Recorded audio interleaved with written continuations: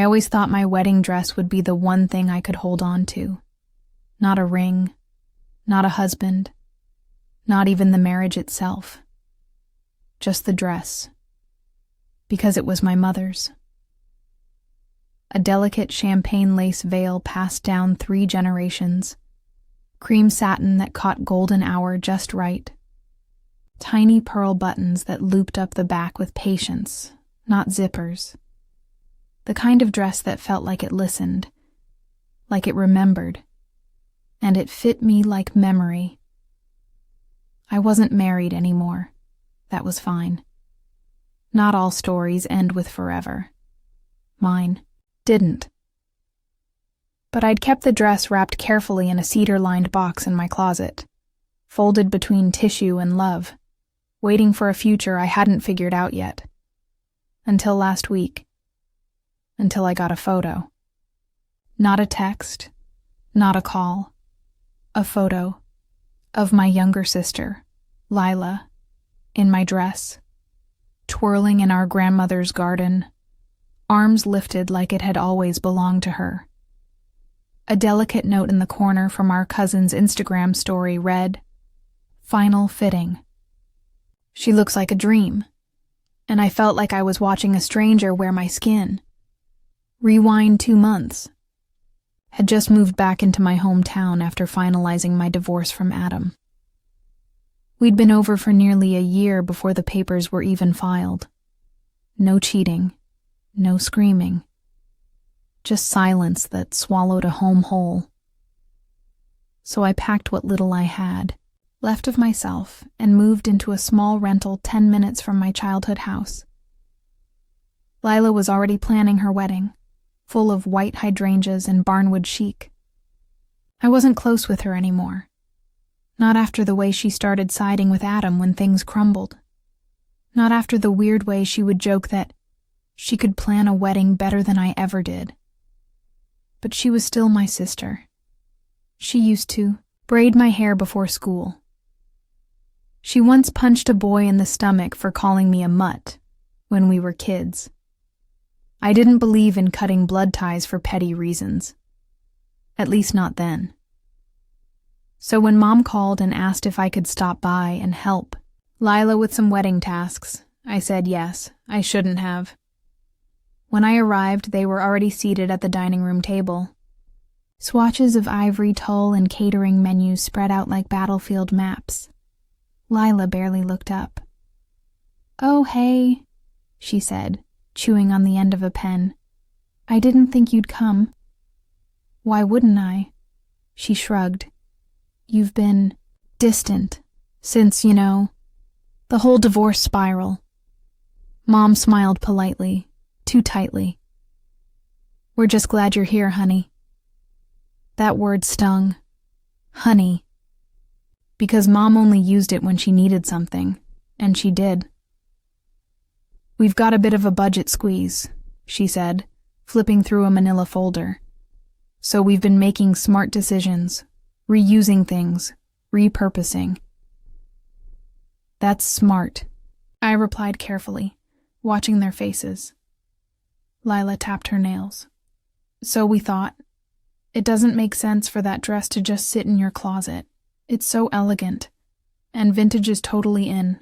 Plus, it already fits me." I blinked. "What? Dress?" Lila's lips curved slightly.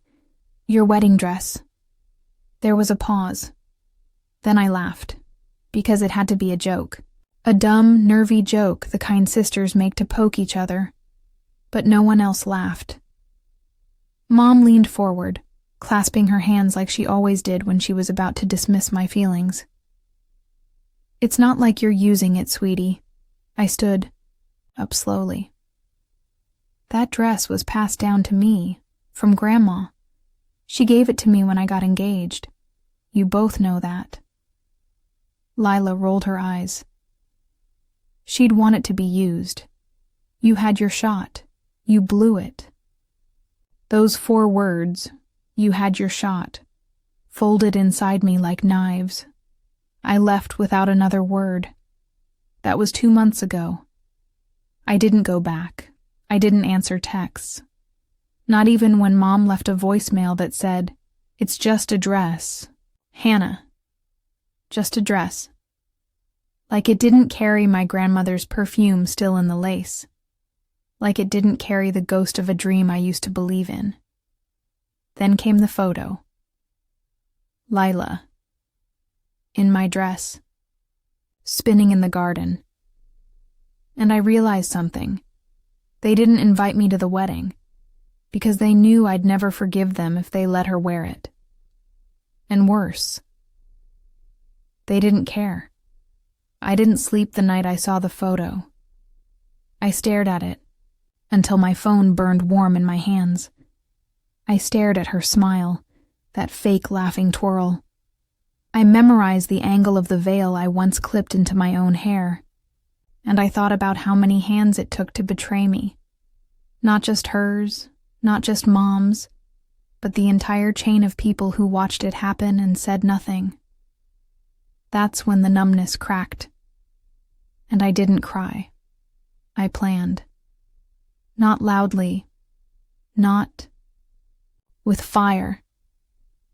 Not with revenge fantasies that involved ruining the wedding or showing up in white. I planned the kind of silence that made people uncomfortable. The kind that doesn't yell. Just takes back everything you didn't realize you gave. Away. The next morning I went for a walk. My legs carried me without thinking, like they were following old trails. And I ended up in front of Grandma Evelyn's house. Except it wasn't hers anymore. She passed 3 years ago. The house had been sold. The garden left wild. But I stared at it like it still belonged to her. Because in some way it did. She used to say, "Objects remember who they belong to. Don't ever let them forget you." I don't know why that came back then. Maybe because the dress was hers before it was mine. Maybe because I still smelled her lavender lotion in the hem. Maybe because I needed her voice more than anyone's. And standing there, I remembered something. A conversation. Years ago. Right after Adam proposed. Evelyn had taken my hands and said, "There's a letter for you, a family tradition. But don't open it yet. It's for a day when everything feels like it's falling apart. That's how you'll know. It's time." I thought she meant marriage problems, but maybe she meant this.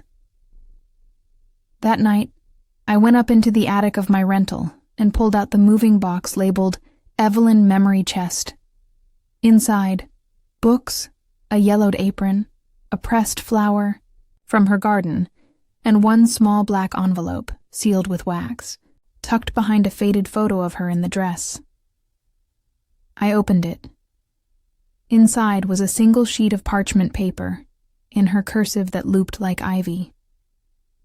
"My dearest Hannah, if you are reading this, something precious has been taken from you. Maybe your peace. Maybe your dignity. Maybe your name. I need you to remember. You come from a line of women who do not break. We bend until the storm passes, and then we rise. The dress is yours. You are the rightful heir. There is a notarized document in the family safe, signed by me, transferring it directly to you. This letter will be your proof, if you ever need it. Don't fight like them. Fight like me. Quiet. Legal. Absolute. Love. Always." Grandma Evelyn, I sat for a long time after that, the paper trembling in my hands. Then I smiled. Not because I wanted revenge, but because I had proof. And I knew exactly where the family safe was. The next week I drove to my parents' house while they were out, a Sunday morning, like always. They never missed church, especially when Lila wanted everyone to see her glittery Bible covers and wedding ring. I used the back key hidden behind the wind chimes. Slipped off my shoes like I still lived there. walked the hallways like I belonged, because I did. The safe was hidden behind Mom's old jewelry box in the closet. The code hadn't changed, the date of their anniversary. Easy. Inside were deeds, insurance papers, and there it was. A notarized letter. Grandma Evelyn's handwriting. Legal transfer of property of the wedding dress to me, effective the year I got engaged. Signed, stamped, certified. I snapped a photo, sent a copy to my cloud, and left everything exactly where I found it. Not because I needed to steal it, but because I didn't need to be them, I just needed to be right. A few days later, the formal wedding invitation was posted on social media. Lila and Cameron's rustic romance, exclusive, intimate, invite only. My name wasn't on the guest list, but I saw something curious in the RSVP site link, a shared folder for vendors, public by accident, and inside, a list. Property lending. Hannah's dress, confirmed. Grandma's pearls, pending pickup from storage. Hannah's garden arch, in Dad's garage. Hannah's vintage, record player, for cocktail hour. I didn't even know they planned to take the arch I built with Adam, or the record player my college friends pitched in to buy. Or Grandma's pearls. That wasn't borrowing. That was looting, and they thought I'd never notice. But I did. And this time, I wasn't just going to collect proof. I was going to show them what it felt like to be uninvited from your own legacy. Quietly. Legally. Absolutely. Just like Evelyn said. The first thing I did was call a lawyer. Not because I wanted to sue. Not yet. I wanted to know where the lines were. Legally. Quietly. I wanted to walk the tightrope of what I was allowed to do, so that when I pulled the thread, everything unraveled. In my favor, not theirs. Her name was Grace Kim. A referral from an old friend in the city. Sharp as glass and calm like still water. I liked her instantly. Sentimental items can still be legally protected, she said after reviewing the documents. I emailed her, especially if there's written transfer of ownership as you've got. This letter from your grandmother, notarized, is solid. They have no right to use or alter that dress without your consent. And if they've already altered it, paused. That's where we document everything. Photos, proof of damage. Any usage without permission is legally risky, especially if it's to promote or monetize something like a wedding or brand.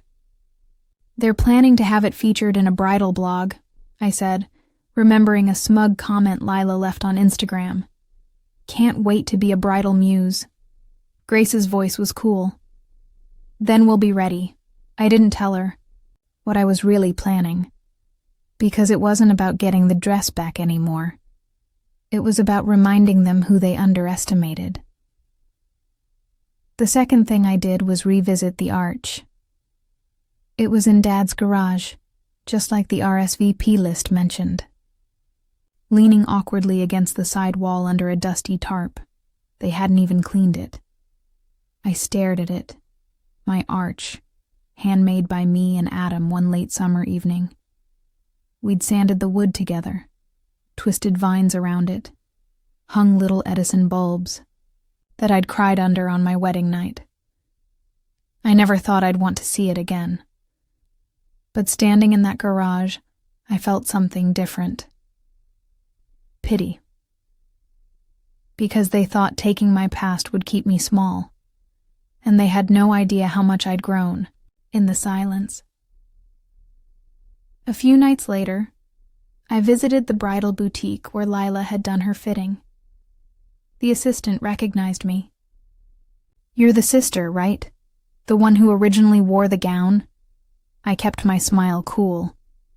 That's right. Oh my God. It's such a stunning piece. We couldn't believe she got her hands on it. She said your mom gave her permission. Did she mention I still own it? The woman blinked. No, I just assumed. She didn't have permission, I said, handing her the printed notarized letter with Grandma Evelyn's signature. This is official proof of transfer, and you'll want to make a note of that on her file. She stared down at it, her eyes growing wider. Are you taking legal action? Not unless I have to. But I suggest you don't promote or photograph the dress until this is resolved. If it appears in any editorial spreads, I'll have no choice. The woman nodded quickly, her cheeks flushing red. Understood. I'll notify the manager. I left my number, then walked out. I didn't raise my voice. I didn't cause a scene. But I knew exactly what would happen when Lila came back for her final fitting, and they told her she couldn't be photographed in the dress. 3 days before the wedding, a new post popped up on Lila's Instagram. Change. Of plans, sometimes you just have to let go of the aesthetic and go with your heart. New dress. New vibe. Still marrying my soulmate. The comments were a mix of sympathy and curiosity.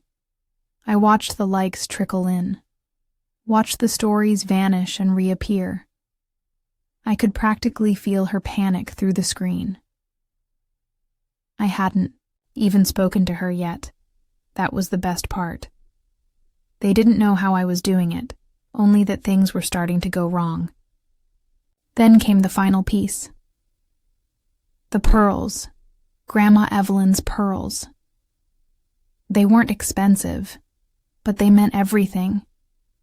They had been promised to me, not as jewelry, but as memory. I knew Mom kept them in her top drawer, wrapped in an old handkerchief. Probably didn't even check to see if they were still there before telling Lila she could wear them. So I called my cousin Sophie. She was the only one who still spoke to me. She wasn't invited to the wedding either. Lila had cut her after Sophie got engaged first. Want to help me protect something? I asked. Always, she said. I gave her the code to the house alarm. She was dog-sitting nearby, knew the layout like the back of her hand. She didn't take the pearls. She replaced them with a strand of imitation beads from Claire's. Just enough to fool Lila until the morning of the wedding. By the time she realized, it would be too late. I wasn't crashing her wedding. I wasn't yelling in the church or begging to be seen. I was just removing the pieces of myself that they tried to wear like costumes. The arch, disassembled and reclaimed. The dress, off limits. The pearls, fake. The story they wanted to tell. The picture perfect. Bride borrowing nostalgia from the sister she erased. It was falling apart, and I hadn't even spoken a word. Yet. The night before the wedding, I got a text. Not from Lila, from my mother. It's not too late to come. She's still your sister. Let's not let bitterness ruin this weekend for everyone. Bitterness. I stared at the word like it was mold in my mouth, as if I had curdled their happiness, as if I'd contaminated something by refusing to lie down and let them walk over me in heels and pearls.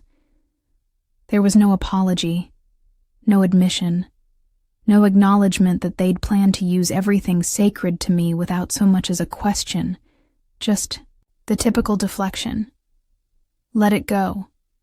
Don't ruin this. Be the bigger person.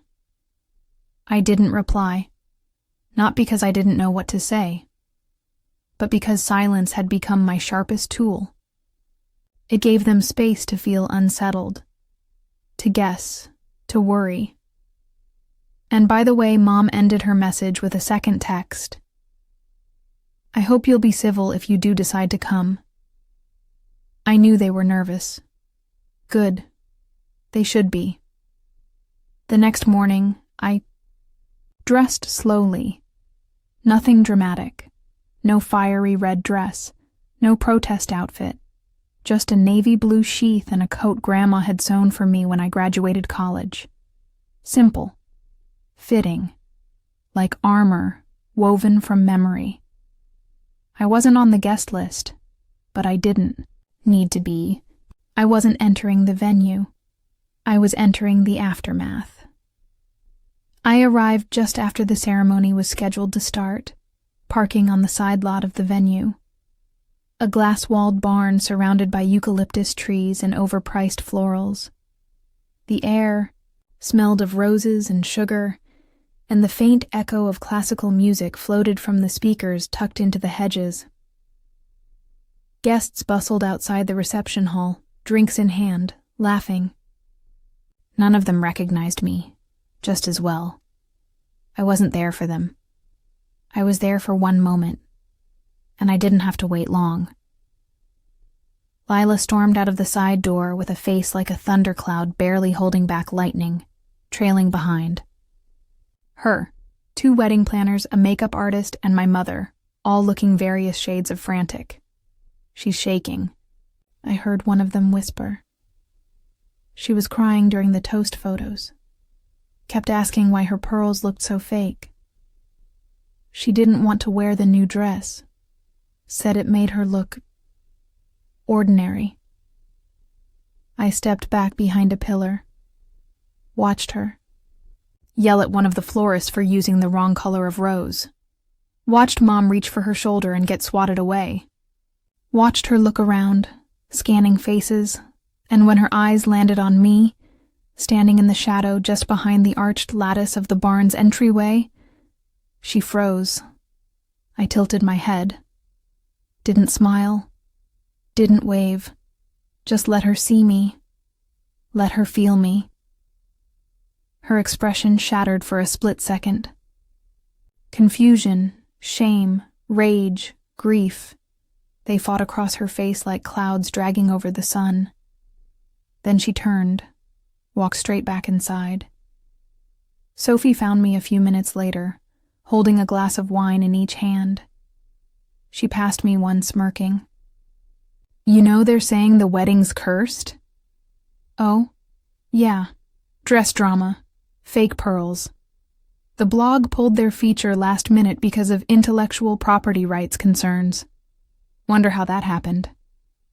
I didn't answer, just sipped. Also, she added casually, Dad apparently went looking for the arch this morning to set it up and found it in pieces. He's convinced someone vandalized it. I raised an eyebrow. Must have been the wind. She snorted. Tornado of consequences, more like. We sat on a bench outside the hedge line, away from the photo booth, laughter, and tipsy aunts taking selfies. After a few moments, Sophie asked, You regret not saying anything to her? I thought about it. About every time I'd said something before. Spoken up, explained myself, begged to be seen. And how none of it ever mattered. No, I said. She heard me. She just didn't expect it to be quiet. Later, I left, before the dancing started. I didn't need to see their choreographed first dance or hear the clinking glasses. I didn't want to be part of their rewritten history. I had already reclaimed mine. On my way out, I passed the gift table and left a single envelope addressed to Lila. Inside, a printed copy of Evelyn's letter. Nothing else. No signature. No note. No threat. Just truth.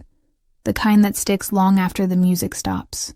The Monday after the wedding, the family group chat lit up like a holiday firework display. Most of them hadn't messaged me in months. I'd been an afterthought, a shadow behind Lila's bridal spotlight.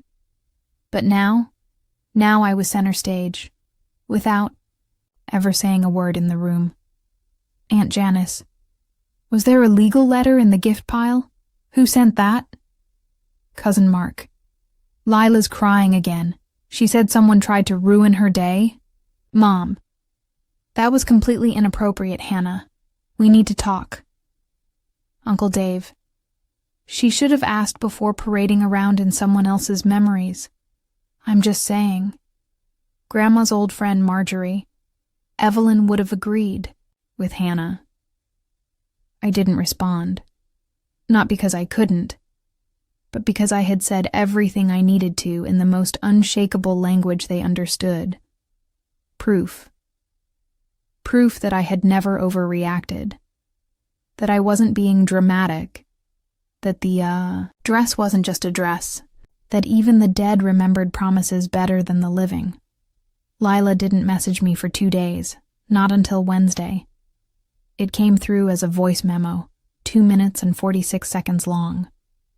She knew better than to write it out. Anything in writing could be held against her. Lila always thought ahead like that. But she forgot I'd be recording. I don't even know where to start, she began, her voice unsteady. I didn't mean to hurt you. Mom said you didn't care about the dress anymore. She told me you'd moved on. Pause. A sniff. I wanted to feel close to something real. You always had that. With the dress, with Grandma, even with your stupid failed marriage. People cared, people watched you. Longer pause, a shaky inhale. I wanted to feel like that. Just once. And yeah, maybe it was selfish. Maybe I thought you wouldn't come. That you'd just stay quiet. I didn't think you'd take it this far. The voice hardens. You humiliated me. You made me look pathetic. The pearls? The bridal blog? People are whispering. Now, Hannah, they're calling me fake. You're turning everyone against me. And then, almost a whisper. I wish you'd just talk to me. Before all of this. I played the message twice, then deleted it, because I didn't owe her a reply. If she wanted to understand what it felt like to be erased, to be dismissed, to be replaced in her own life, she already had. Now it was her turn to sit with it. A week later, I received a certified envelope in the mail. My mother's handwriting on the return label. Inside, a check, $4,500, with a note that read, "To cover the damages you claimed. I hope this satisfies whatever point you were trying to make." Mom, I laughed. Not because it was funny, but because it was so perfectly them, trying to fix betrayal with money and call it closure. I didn't cash the check. I framed it, hung it in my hallway. Right above the shadow box, where the printed copy of Evelyn's letter now sat, mounted beside a single artificial pearl, a reminder of what they tried to take and what they'll never touch again. Sophie and I met for brunch the following Sunday. She sipped her mimosa and gave me a sidelong glance. You look lighter. I feel lighter. Lila still sulking? Probably. But it's not my weight to carry. Sophie grinned. So, what now? I thought for a moment. I've been thinking of donating the dress. Her brows rose. Really? Yeah, but not to just anyone. I want to give it to someone who understands what it means to inherit something with care. Not just wear it. Respect it. Poetic. I think Grandma would have liked it. She'd be cackling, Sophie said, raising her glass. To Grandma Evelyn, and to never being quiet when it counts. We clinked glasses, and somewhere, I swear, I felt the hem of the dress settle, as if it knew it was finally safe again. Not in a closet, but in truth. 2 weeks after the wedding, I visited the garden. Grandma Evelyn's garden, to be specific. The one Lila had twirled in for her Instagram stories. The the one we all grew up believing, held some kind of magic under its sun-drenched archways. It hadn't been tended in years. The current homeowners let the hydrangeas choke the lilacs, and the birdbath was full of algae instead of morning sparrows. But the bones were still there. The archway, the old swing, the iron trellis where I used to sit and journal as a teenager. I didn't come to reclaim it.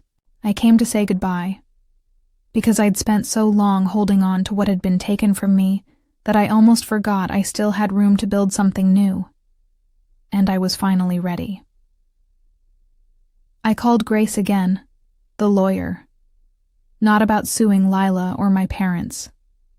I was done with them in courtrooms, on paper, and in principle. I had a better question.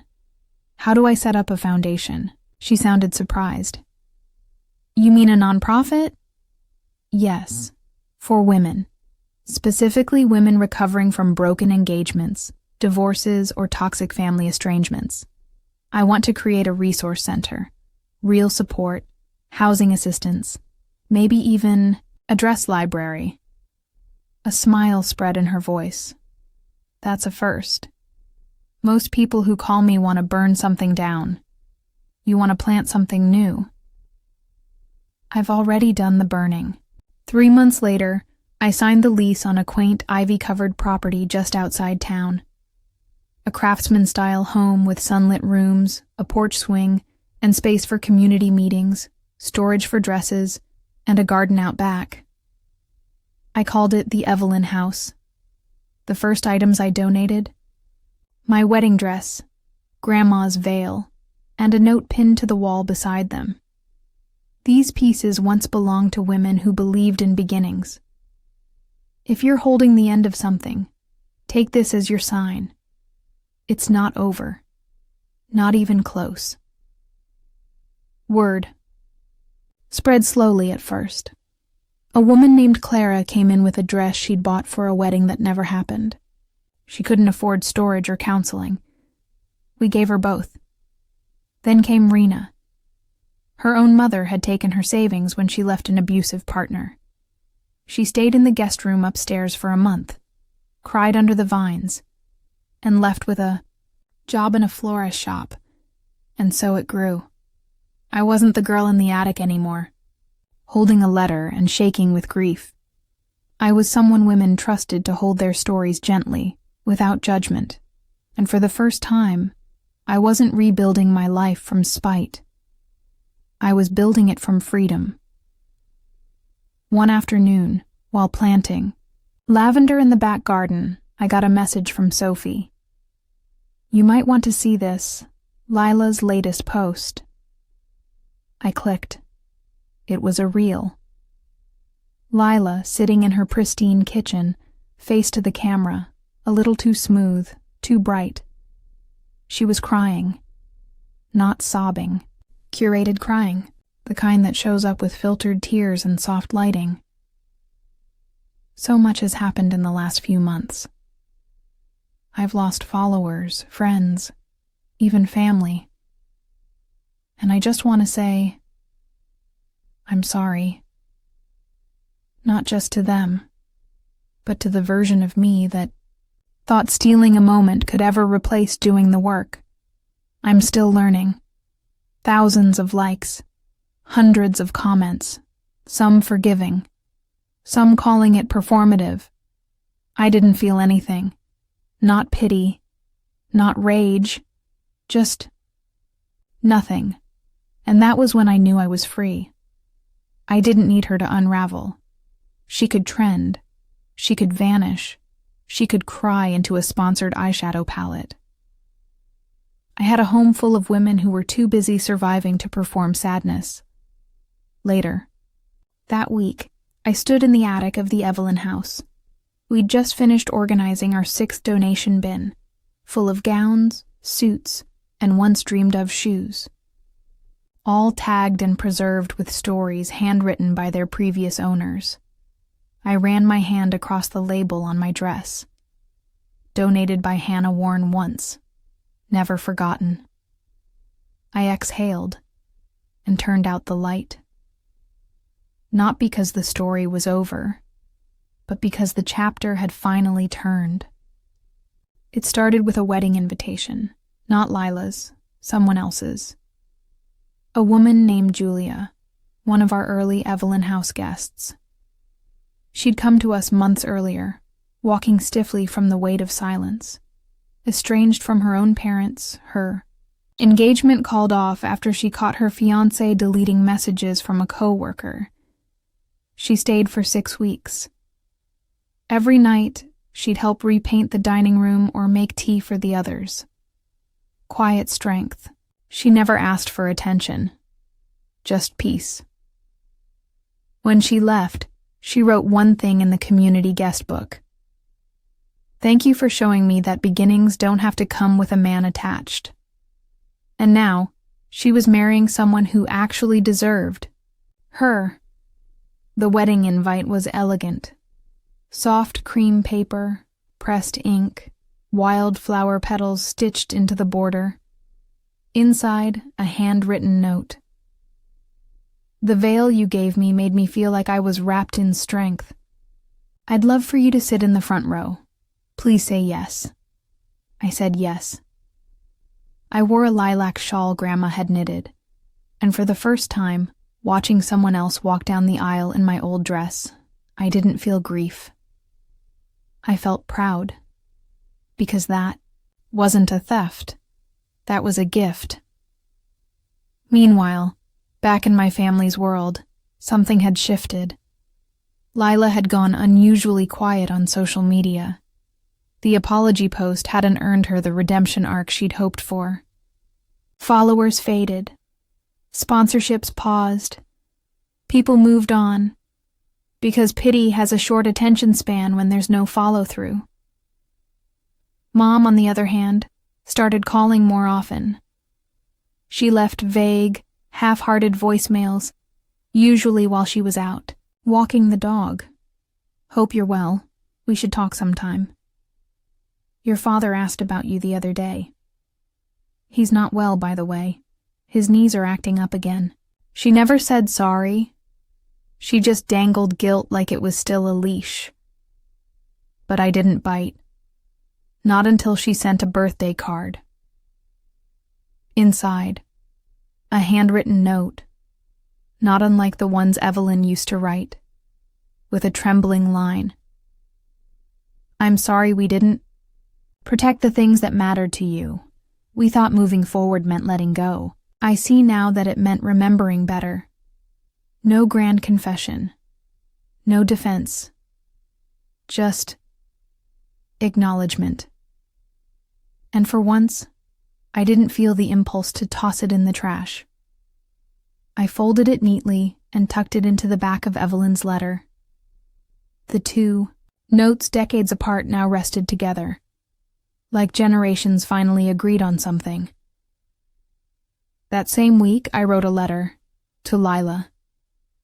Not to rekindle anything. Not to wound. Just to clear the last few inches of fog between us. It read, "Lila, there's a version of this story where we never talk again. That version is still on the table. But I want you to understand something. Not because you deserve it, but because I do. I didn't pull away to hurt you. I pulled away because staying close was costing me everything. My voice, my boundaries, my sense of value. You took something sacred, knowing it was never offered. And when I said nothing, you thought silence meant permission. It didn't. It meant I was trying to keep the peace in a war you had already started. You don't have to respond. I'm not looking for tears or performance. I'm just reclaiming my story, in full. Hannah. I sent it. Not to her home, to her work address, the one she used on her influencer sponsorship contracts, because I wanted her to open it somewhere public. Somewhere she wore her mask, because even if she didn't reply, I wanted her to remember. My silence had ended, not with noise, but with truth. That night, I sat on the porch of the Evelyn House, a gentle autumn wind brushing over the garden I'd replanted with the women who had passed through. One of them, a soft-spoken college dropout named Maribel, handed me a cup of tea and said, "You know what I love about this place?" I looked up. She smiled. "It's not about revenge. It's about reclamation." I blinked, stunned for a moment, because she'd said the word I hadn't yet admitted to myself. Not revenge. Reclamation. Of space. Of voice. Of memory. Of power. And suddenly, everything I had lost no longer felt like absence. It felt like space I had finally learned how to fill. Spring returned like a soft-spoken friend. One who knocks without demanding, who waits patiently at your front door until you're ready to feel light again. The Evelyn House was now in full bloom. The trellis was covered in trailing jasmine. The garden arch, rebuilt by volunteers who had once wept beneath its shadow, now stood tall and welcoming. Beneath it, dozens of small nameplates were planted into the soil, each bearing the name of a woman who had come through, stayed, healed, and moved on. One morning, I walked barefoot through the dewy grass and stopped in front of the dress room, the one where we kept donated wedding gowns, cleaned and preserved. My old dress hung in the center. It had been worn again. 3 times now, by women who'd come in broken and left whole. It was softer now. The satin a little more relaxed. The hem adjusted. The veil lighter from use. And yet, it had never looked more beautiful to me. Because now, it wasn't a symbol of what had been lost. It was a legacy. And legacies aren't kept in closets. They're worn into battle, danced in, wept in, released. Just like me. A few weeks later, I received another letter, hand-delivered by Sophie, who was still the bridge between me and the rest of our family when it mattered. It was from Lila. Inside, a single page. "Hannah, I read your letter, and for once, I didn't try to defend myself. Because there is no defense. I was jealous. I was cruel. And I thought if I wrapped myself in your memories, I could become more than what I was. But all I did was show everyone less. I can't undo it. But I've started seeing a counselor. Not for PR, for me. Because I don't want to be the kind of woman who steals stories she never earned. If we never speak again, I understand. But if one day there's room for a new version of us, one built on truth, I'll be here." Lila, I held the letter for a long time, and I didn't cry. Not because I wasn't moved, but because this time I didn't need tears to process it. Had peace. And peace doesn't always come with closure. Sometimes it comes with a door gently closing behind you, the breeze still whispering on your back, and the sun warming your skin through the ache. On the anniversary of Evelyn's passing, we held a community brunch in the garden. All the women who had stayed with us, past and present, came back, many with children, partners, or simply brighter eyes. We ate under the arch. We laughed like old friends, and someone surprised me. Clara, one of our earliest guests, presented me with a handbound book. Inside were notes, letters, and journal entries from nearly every woman who'd come through the Evelyn House. On the inside cover it read, "To the woman who gave us back the parts of ourselves we forgot how to ask for." I closed the book and looked around the garden. There was no spotlight, no stage, just quiet strength, shared. That night, as I walked alone back to my room, I passed the full-length mirror near the stairs. For a second, I paused, and I realized I finally recognized the woman in the reflection. She wasn't the woman in the dress. She wasn't the woman they uninvited. She wasn't the woman who lost. She was the woman who rebuilt. Nothing borrowed. Nothing stolen. Only hers. And that, in the end, was everything.